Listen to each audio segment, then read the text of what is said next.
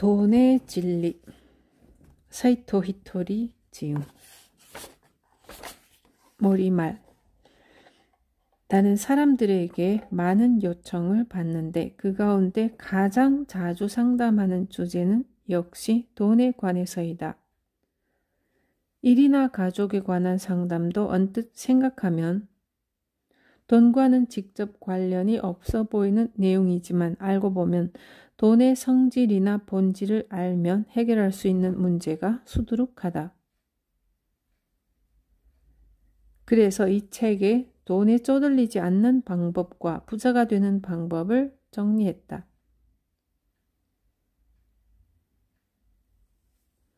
내가 아는 한 돈에 관해서 이보다 더 유용한 이야기는 없다. 만약 있다면 당장이라도 나부터 들으러 달려갈 것이고 언제든지 나의 방식을 바꿀 용의가 있다.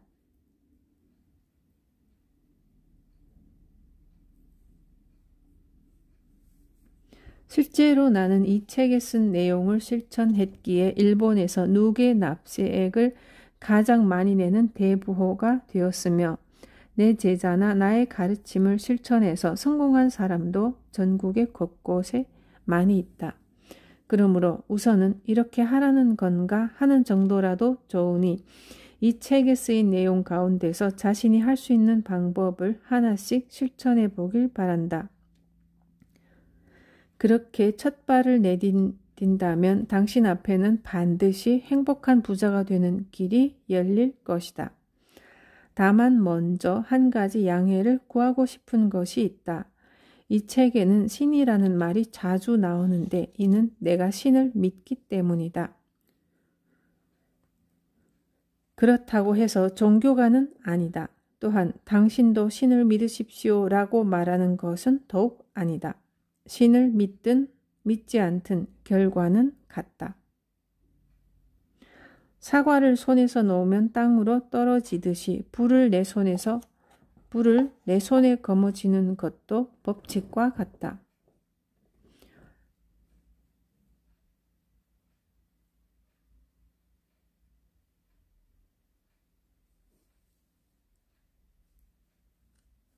여행자는 한밤중에 길을 잃으면 북극성을 지표 삼아 자신이 있는 위치와 나아가야 할 방향을 찾아낸다.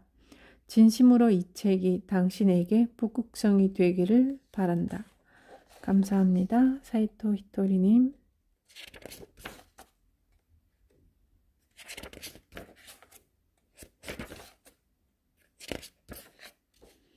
부자처럼 돈을 대하는 방법. 자신을 위해서 돈을 남겨두지 않는다면 자신을 전혀 사랑하지 않는 것이나 다름없다. 내 생각이 부를 결정합니다.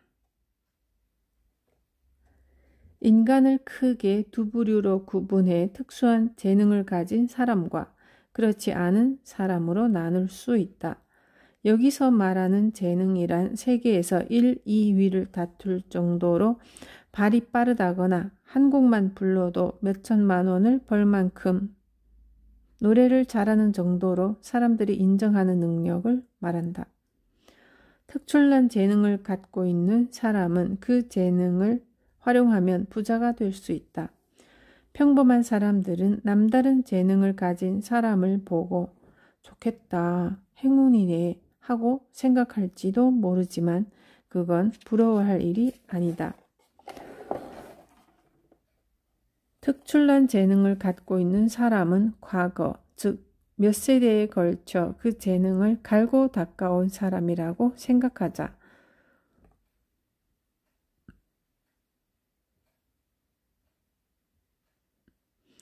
미국 메이저리그에서 눈부시게 활약한 이치로 선수도 노력만으로 그만한 선수가 된 것은 아니다. 물론 지금 이 생에서도 엄청나게 노력하고 있지만 더 나아가 전생에서도 몇 대에 걸쳐 노력을 거듭 쌓아온 결과이다. 그러므로 다른 사람이 당장 이치로 선수와 같은 노력을 한다 해서 반드시 이치로 선수와 똑같이 될 수는 없다. 작곡가 쇼팽은 3살 때 어려운 곡을 연주했다고 하는데 그 또한 몇 대에 걸쳐 음악적 재능을 갈고 닦아왔기 때문이다. 우리 아이도 어릴 때부터 일찌감치 피아노를 가르치면 되지 않을까 하고 생각하는 사람이 있겠지만 쇼팽처럼 되기는 좀처럼 쉬운 일이 아니다. 그렇다고 해서 비관할 필요는 없다. 지금 우리가 노력한 일은 반드시 어딘가에서 도움이 된다. 당장 이렇다 할 결과가 나오지 않더라도 반드시 보상받을 때가 오게 되어 있다.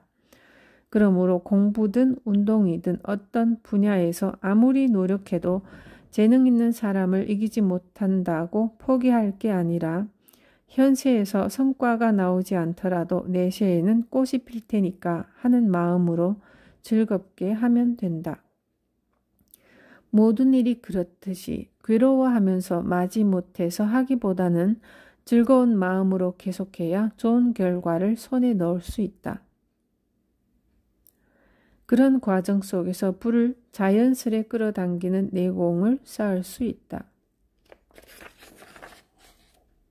남 좋은 일만 하고 있지 않나요?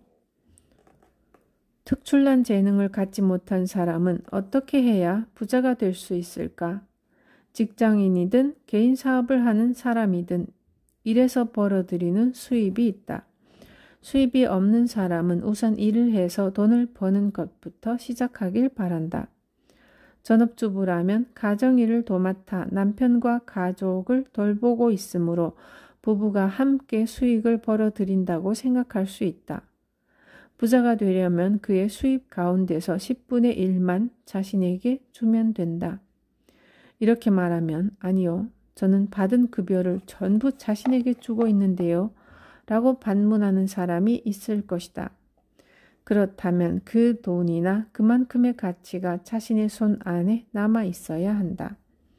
만약 돈이 전혀 자신의 수중에 남아있지 않다면 당신은 그 돈을 누군가에게 주었다는 말이 된다.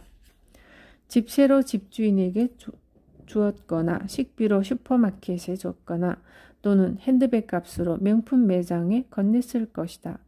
바꿔 말하자면 집주인이나 슈퍼마켓을 위해서 일하고 있는 것이나 매한 가지로 좀 더 심하게 말하면 사회의 노예나 다름없다. 물론 살아가려면 생활할 집도 필요하고 건강을 유지하는 데 식비도 들지만 이래서 번 돈이 수중에 한 푼도 남아있지 않다면 전부 누군가를 위해서 준 것과 같다고 해야 한다. 나를 위해 써야 할 순간에 정작 돈이 없을 테니 말이다. 우선 수입 가운데 10분의 1을 남겨라. 한 달 급여로 200만 원을 받는 사람은 20만 원을, 300만 원을 받는 사람이라면 30만 원을 매월 남겨두는 것이다. 그렇게 하면 300만 원을 버는 사람은 1년 후에 360만 원을 모으게 되고 10년 후에는 3,600만 원을 가진다. 우선 집주인이나 옷가게 또는 술집을 위해서만 사는 노예 생활에서 벗어나 10분의 1만이라도 자신에게 주는 거다. 수입의 10분의 1을 손 안에 꼭 쥐고 있어라. 단 10%면 된다.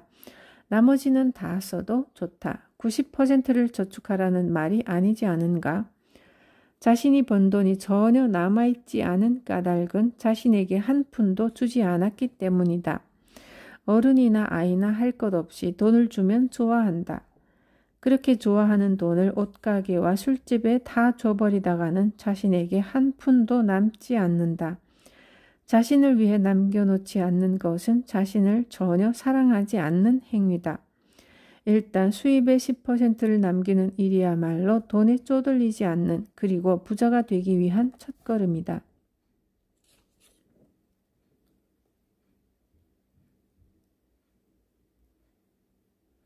지혜와 인내가 자연스레 불을 끌어당깁니다. 머리말에서도 언급했던 법칙 이야기를 좀 더 해보겠다. 인간은 몇 번이고 다시 태어난다. 과연 무엇을 위해 여러 번 다시 태어나는 걸까? 정신세계를 깊고 넓게 만들기 위해서다. 그렇다면 정신력을 향상하는 방법은 무엇일까? 바로 지혜와 인내가 나를 단련할 수 있다. 사람이 태어나면 누구든지 그 앞에 시련과 고난이 준비되어 있다. 그 사람의 인생에서 그야말로 가장 좋은 시기에 난데없이 시련과 고난이 나타나도록 짜여 있다. 시련과 고난이 떡하니 내 앞을 가로막았을 때 그 문제를 해결하려면 지혜와 인내가 필요하다. 즉 어떻게 해결해야 좋을지 지혜와 인내를 배우면서 정신력을 단련해야 한다. 누구에게나 시련과 고난은 찾아온다. 이는 정해진 일이고 피할 수 있는 문제가 아니다.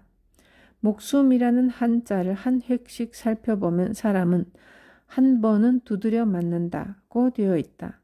사람이 인생을 살아가다 보면 반드시 시련과 고난에 흠씬 두드려 맞게 되어 있는데 이때 어떠한 마음 자세로 마주하느냐가 매우 중요하다. 사람들은 대부분 고난을 두려워한다. 심지어 고난은 겪기 싫을 뿐더러 오지 않아야 좋다고 생각하는 사람이 있다. 이런 사람은 대개 고난이 닥쳐오면 덜컥 무릎을 꿇고 만다. 아무리 싫어도 아무리 도망치려고 해도 시련과 고난은 찾아오게끔 되어 있다. 나는 힘든 일은 일어나지 않을 거야 라고 자주 말한다. 이 말은 곧 힘든 일이 일어나는 것은 정신력을 성장시키기 위해서라는 뜻이다. 결코 고난이 아니라 계단 같은 것이니까. 자신에게 닥친 일을 고난이라고 생각하느냐 아니면 자신이 성장하기 위한 계단이라고 생각하느냐에 따라 인생 자체를 받아들이는 마음 자세도 그리고 음미하는 방법도 확연히 달라진다. 세상의 이치가 우리에게 인내를 요구하는 방향으로 이끌어 갈 때가 있다. 그렇다면 돈을 모으는데도 지혜와 인내를 이용하면 된다. 빈곤의 파동은 없앨 수 있습니다. 다시 수입의 10%를 모으는 이야기로 돌아가 보자. 한 달에 급여를 200만 원 받는 사람이라면 월 20만 원을 지갑 속에 남겨둔다. 그러면 다음 달에는 40만 원이 되고 5개월 뒤에는 100만 원으로 불어난다. 점차 두툼해지는 지갑이 만족스러울 즈음에 은행에 넣어두면 안 되나요? 라고 묻는 사람도 있다. 그래도 당장은 지갑에 넣어두길 권한다. 지갑 속을 살찌우는데 의미가 있기 때문이다. 이것도 하나의 법칙인데 돈은 있는 곳에 더 모여드는 습성이 있다. 사실은 텅 빈 지갑을 갖고 다니는 것이 가장 나쁘다. 세상의 모든 일에는 파동이라는 물결이 있어 각각의 물결이 서로 울림을 주고 영향을 미침으로써 어떤 일이나 현상이 일어난다. 그래서 지갑 속에 돈이 별로 들어있지 않으면 그곳에서 빈곤한 파동이 나오게 된다. 반대로 지갑 속에 돈이 충분히 들어있으면 그곳에서는 부유한 파동이 나온다. 그 풍요로운 파동이 자신과 똑같이 풍요로운 파동을 가진 것을 끌어당긴다. 더욱이 돈을 넉넉히 갖고 있다는 정신적인 풍요로움마저 생겨나 마음의 여유가 깃들고 금전적인 안도감도 얻을 수 있다. 다만 이때 대부분의 경우에 발생하는 문제가 있다. 돈을 갖고 다니면 자신도 모르는 사이에 쓰고 싶은 유혹이 훅 밀려와 금세 써버리기 쉽다는 점이다. 돈이 있다고 해서 그때그때 써버리는 습관은 인내가 부족하다는 증거다. 그렇기에 더더욱 돈을 가지고 다녀도 쓰지 않는 인내심을 길러야 한다.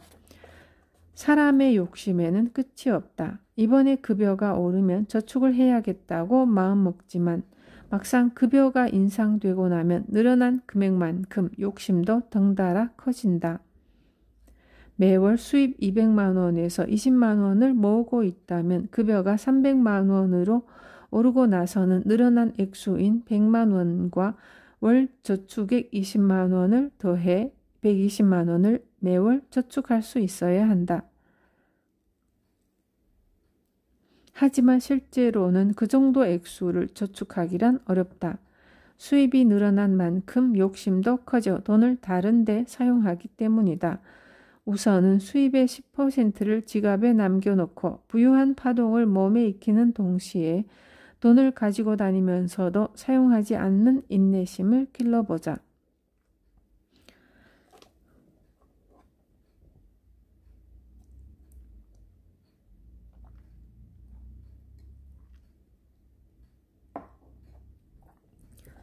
간혹 지갑에 큰 돈을 넣어두면 지갑을 잃어버리거나 소매치기를 당하지는 않을까 걱정하는 사람도 있다. 이때 돈을 갖기 위한 기량이 시험된다. 사람은 자신의 기량을 넘어서는 돈은 가질 수 없다. 복권 당첨금이나 임시로 생긴 수입이 완전히 자기 것이 되지 않는 현상도 이러한 연유에서다.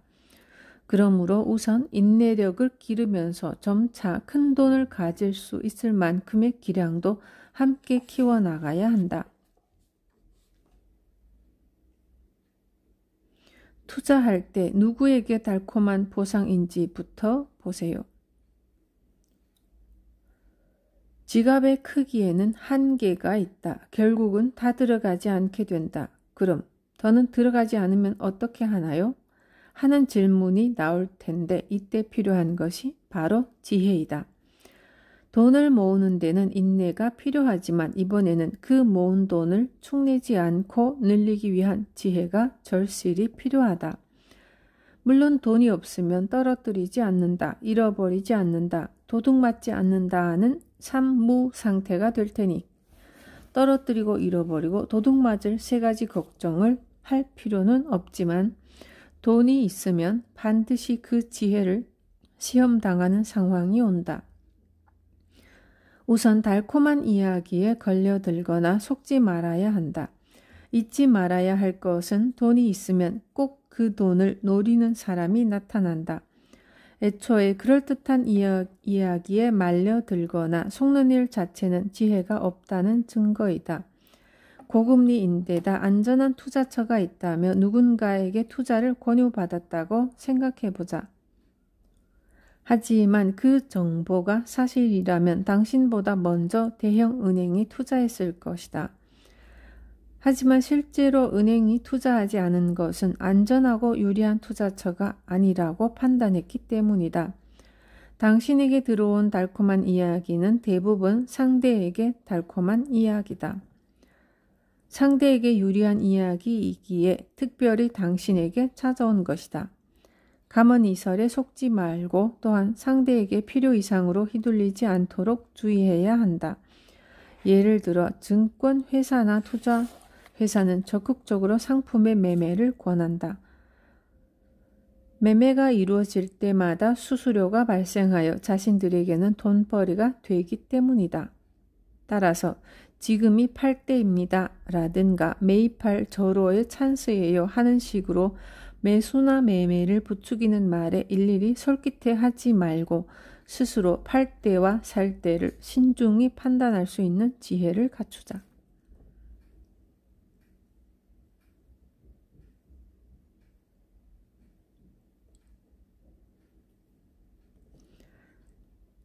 스스로 투자하는 방식을 결정할 수 있어야 합니다.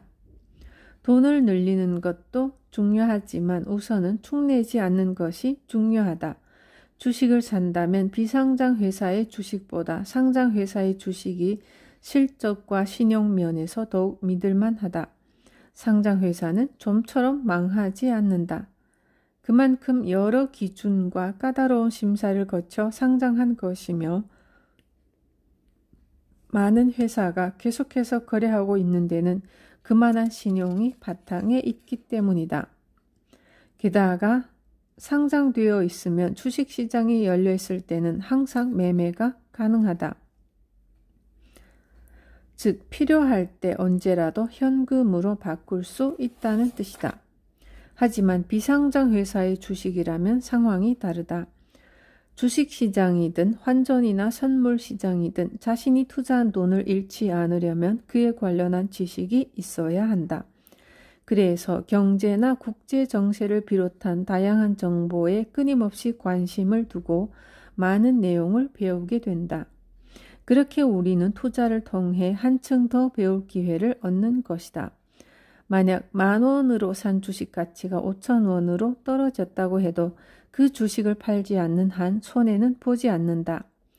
대개 내려간 것은 올라가고 올라간 것은 내려간다. 그 타이밍을 판단하는 것도 지혜이다. 그렇다면 제가 산 주식은 언제 오를까요? 하고 묻는 사람이 있는데 답은 당신이 그 주식을 팔았을 때다. 반면에 언제 내려가죠? 라고 한다면 당신이 샀을 때다. 그건 바로 당신이 초보자이기 때문이다. 투자 초보는 주가가 오를 거라는 정보를 은밀히 전해 듣고 주식을 산다. 하지만 당신에게까지 정보가 흘러 들어왔을 때에는 이미 그 주식은 오를 대로 올라있는 경우가 대부분이다. 그러므로 주식 투자를 하려면 처음부터 값이 오를 것을 기대하고 주식을 살 게 아니라 우선은 값이 내려가지 않을 것 같은 주식을 사야 한다.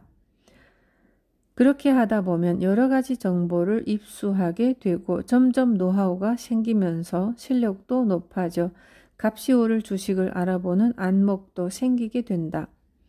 금액이 싼 주식을 보유하고 있는 회사는 실적이 좋지 않으니까 주가가 낮은 것이다. 하지만 그 회사 사람들은 어떻게든 실적을 올리려고 애를 쓴다. 실적이 올라가면 주가도 함께 올라갈 것이다. 그러므로 회사의 주식을 살 때는 힘내 하고 회사를 응원하는 마음으로 사야 한다. 조금 더 나아가 월 20만 원을 주식에 투자한다고 치면 월 20만 원을 내고 세상 돌아가는 이치를 배운다고 마음을 편안하게 먹는 것이 좋다.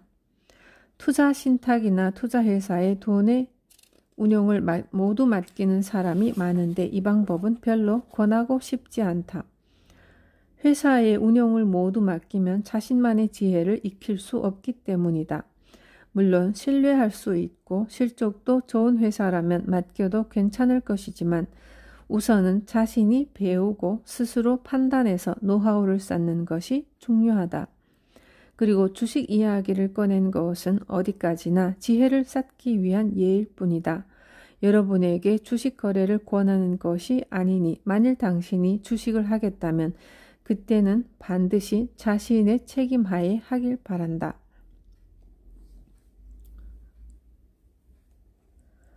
당신은 매력적인 투자처인가요? 투자 이야기를 하면 항상 히토리 씨는 어떤 주식을 사세요? 하는 질문이 날아들곤 하는데 나는 지금까지 단 한 번도 주식을 산 적이 없다. 나는 다른 회사에 투자하기보다는 나 자신에게 투자하고 있다. 나 자신이 가장 안전하고 유리하며 확실한 투자처라고 생각하기 때문이다. 이 책을 읽고 있는 독자들 가운데에도 앞으로 독립을 준비하는 사람이 있을 것이다. 다니던 회사를 그만두고 자신에게 투자하려는 사람이 늘고 있다. 이때 한 가지 짚어봐야 할 사항이 있다. 당신은 투자처를 선택할 때 사업에 대한 지식이 적은 곳에 투자하겠는가? 관련 지식도 경험도 얄팍한 데다 심지어 공부하려고도 들지 않는 사람에게 투자가 이루어질 수 있을까? 혹은 회사에 가기 싫어서 직접 회사를 만들겠다는 사람에게 투자하겠는가? 자신이 독립을 계획하고 있다면 주위에서 볼 때 자신이 과연 매력 있는 투자처인가를 반드시 짚어봐야 한다. 직장인도 마찬가지다. 회사는 인재라고 판단하면 헤드헌터에게 돈을 더 지불하고서라도 스카우트해서 영입하려고 한다. 설사 아무리 심한 불황이 닥쳐도 일 잘하는 직원을 해고하지는 않는다. 회사가 도산하는 일이 생기더라도 매력적인 가치를 지니고 있는 사람은 이곳저곳에서 서로 끌어가려고 할 게 분명하다. 그러므로 직장인이든 창업을 준비하는 사람이든 누구나 일을 하면서 나는 매력적인 투자처인가 하고 되돌아보길 바란다. 더구나 독립할 마음이 있다면 이는 더욱 중요한 일이다. 돈을 지킬 수 있는 기량을 만드세요. 무슨 일이 있어도 손안에 들어온 돈에서 10%를 모았다면 그렇게 모은 돈이 줄어들지 않도록 하고 현명하게 운용할 방법을 생각해야 한다. 정기예금은 금리는 아주 적지만 당신이 번 돈을 굴릴 수 있다. 보통 예금도 당신이 은행에 돈을 빌려주는 것이니 그러한 발상만으로도 마음의 여유가 생길 수 있다. 지금은 소액이라도 주식 투자를 할 수 있는 제도가 있으므로 그런 금융상품을 이용해 어쨌든 자신에게 들어온 돈의 10분의 1을 축내지 않고 늘리는 데 이용하자. 처음에는 비록 소액일지라도 돈이라는 것은 모일수록 가속의 법칙이 작동해 더 모이기 마련이다. 얼마 전에 강의에 오던 제자 중 한 명이 이 이야기를 듣고 자신도 시작해보자고 마음먹고는 한 달 용돈 30만 원 가운데서 3만 원씩 모았다고 한다. 그러자 그 이후 왠지 좋은 일이 하나둘 일어나기 시작했다. 다시 말해 체질이 바뀐 것이다. 그 사람은 돈이 있으면 전부 써버리는 체질에서 돈이 모이는 체질로 바뀌었다. 이 방법이라면 공무원도 부자가 될 수 있으며 불확실한 소득 수준의 근무자도 부자가 될 수 있다. 반대로 장사를 하는 사람이나 사장이라도 돈을 모으겠다고 의식하지 않는 한 돈은 모이지 않는 것이 법칙이다. 매월 1,000만 원을 버는 사람이라도 매월 1,000만 원을 써버린다면 돈은 남아있지 않는다.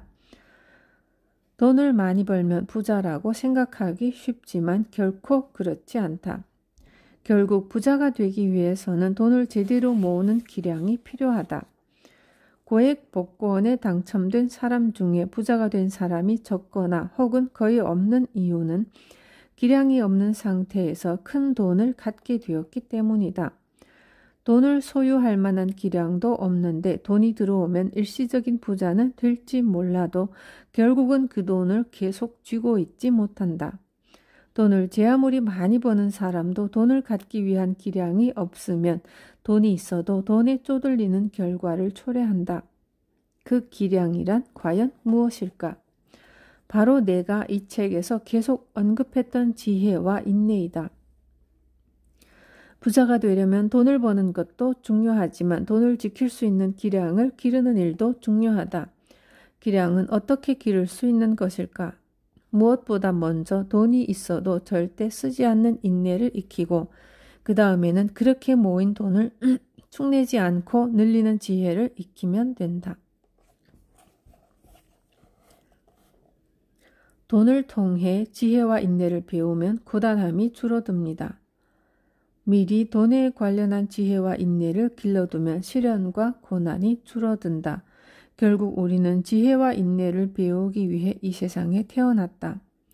따라서 자신이 적극적으로 배우면 결코 억지로 지혜와 인내를 배울 일이 생기지 않지만 스스로 지혜와 인내 배우기를 게을리하면 시련과 고난이라는 형태로 나타나 가르치려고 할 것이다. 수업 시간에 풀지 못했던 문제가 숙제로 나오는 것과 마찬가지다. 예습을 철저히 해두면 수업 시간에 충분히 이해할 수 있는 데다 성적도 잘 나온다. 하지만 예습을 하지 않거나 심지어 수업마저 빼먹는다면 시험 결과는 엉망이 되어 마침내는 유급하거나 추가 시험을 치러야 할 지경에 이를 것이다. 이와 마찬가지로 돈을 통해 적극적으로 지혜와 인내를 배우면 시련과 고난이 닥쳐 강제로 배워야 할 필요가 없어진다. 신은 우리가 지혜와 인내를 갖기를 바란다. 그래서 나는 돈 버는 데 있어서도 어떻게 하면 돈을 벌 수 있을지를 생각하기보다 어떻게 하면 지혜와 인내를 기를 수 있을지에 대해 집중한다. 일할 때 지혜와 인내를 기르면 신은 내 편이 되어준다는 것이 내가 말하고자 하는 이론이다. 신은 우리에게 돈을 추구하는 욕심을 불어넣어 주었다. 그 욕심이 있기에 사람은 적극적으로 지혜와 인내를 배우려고 한다. 결국 욕심도 신이 준 사랑이다.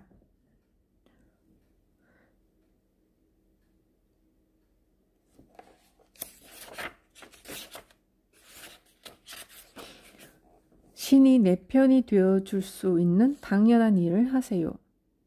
획기적인 상품을 개발하거나 꾸준히 매출을 올려서 많은 사람에게 존경받는 경영자를 보고 훌륭해 하고 감탄할지도 모르지만 앞서도 말했듯이 그런 사람은 대부분 전생에서 몇 세대에 걸쳐 노력을 거듭 쌓아온 사람이다. 따라서 앞으로 부자가 되고 싶다면 우선은 당연한 일부터 시작할 수밖에 없다. 신이 내 편을 들어줄 수 있는 그런 당연한 일을 하면 된다. 지혜와 인내로 돈벌이를 배우는 것이다. 지혜와 인내가 뛰어나면 기회는 얼마든지 생긴다. 경영에 실패하는 것도 그에 필요한 지혜와 인내가 아직 자신의 것이 되지 않았기 때문이다. 그러므로 가장 먼저 지혜와 인내를 배워야 한다.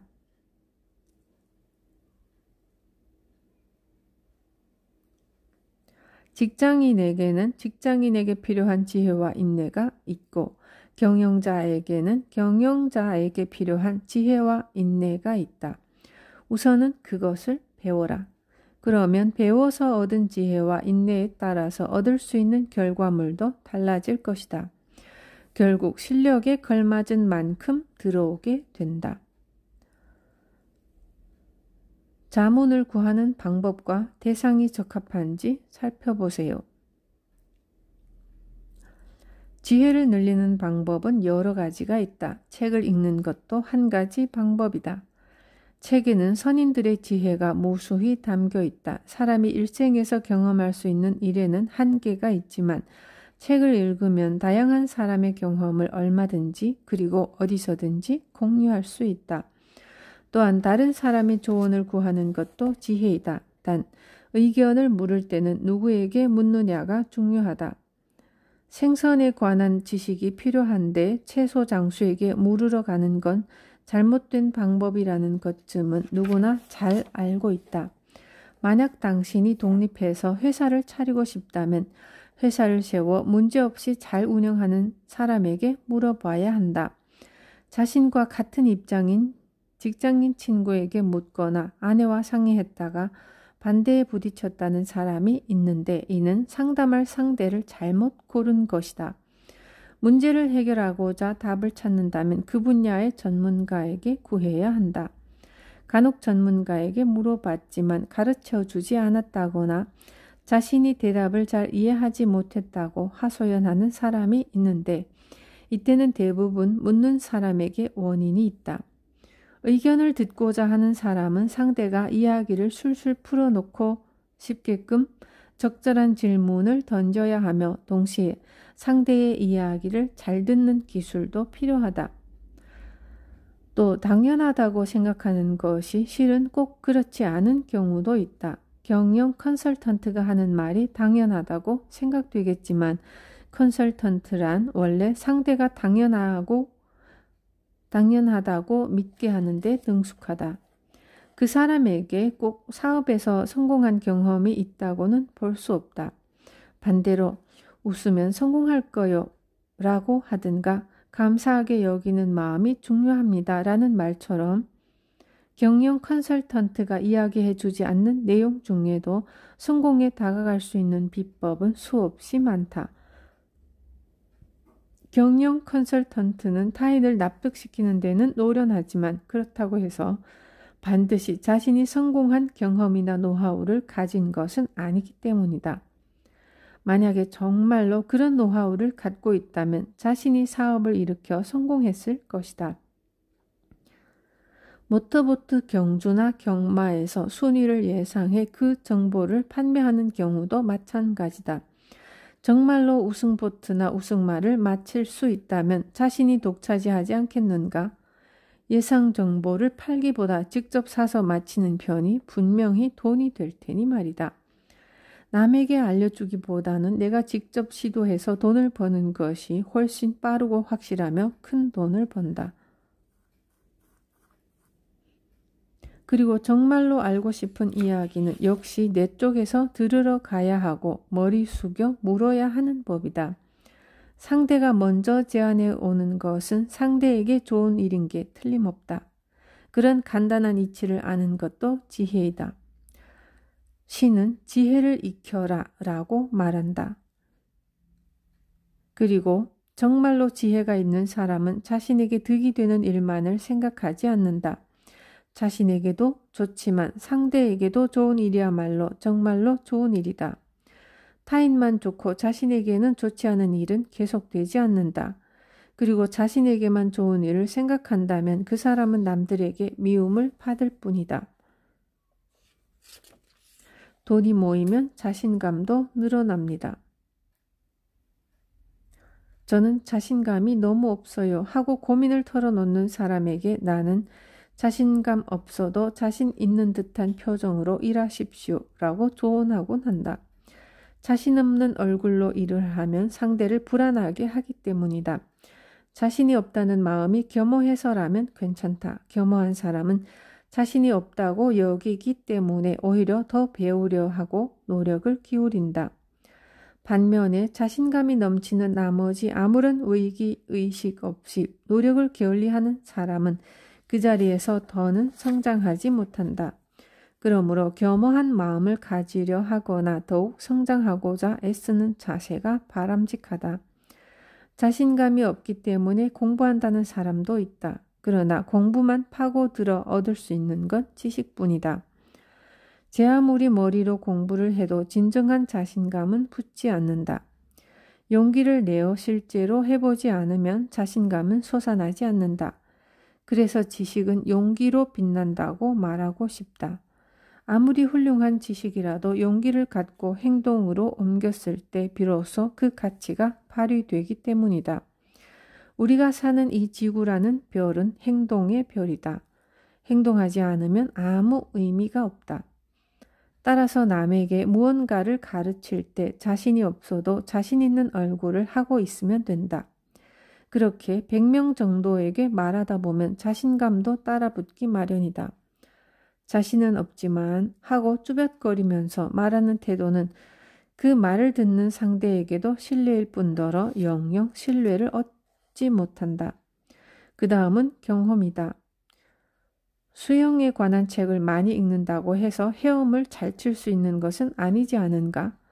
방대한 지식을 갖고 있으면서도 출시하지 못하는 사람은 배짱이 없어서이다. 그런 사람에게는 지식을 살리기 위한 용기가 필요하다. 하지만 용기가 없는 사람도 부자가 될 수 있다. 손에 들어온 돈의 10%라도 저축하면 돈은 모인다. 다만 장사를 하려고 결심했다면 용기가 필요하다. 카페를 경영하고 싶다고 해서 아무리 카페를 연구한들 할 수 있는 게 아니다. 가게를 열고 직접 부딪혀 일하면서 배워가는 수밖에 없다. 게다가 산처럼 많은 지식 중에서 정말로 활용할 수 있는 지식은 그렇게 많지 않다. 그것을 확인하기 위해 필요한 것이 용기이며 행동이다. 용기를 갖고 행동할 때 비로소 단순한 지식이 쓸모있는 지혜로 바뀐다.